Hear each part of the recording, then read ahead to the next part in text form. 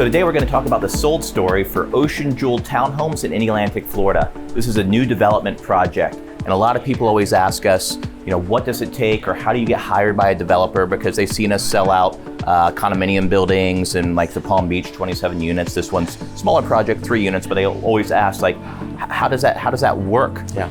Well, I mean, the reality is we've got 64 years combined experience.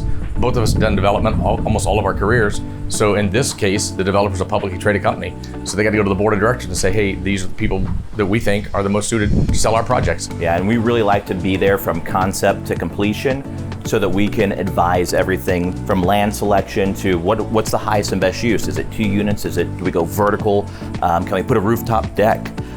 Things of that nature. We tried, by the way. We tried on this one. It didn't come through, but it would have been great. It would have been great. And then from there, they had some renderings done, and we sit there and we just kind of tweak the renderings. We want taller glass. We think this should be this. We think the master should be upstairs. And so we added value. Everything from where the laundry room is, to the size of the windows, to even the facade.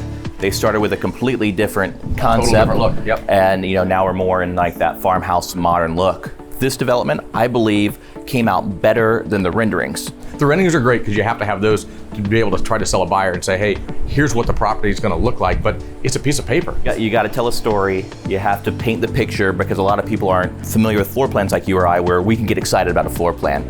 I give my wife a floor plan, she's not excited at all. I'm not going to tell her that though. When a customer looks at one of our projects, we want to be able to say, hey, we put a lot of time and a lot of thought into this to get this from start all the way to where it's now people are moving in. This is the last unit. They'll be moving in sometime this week.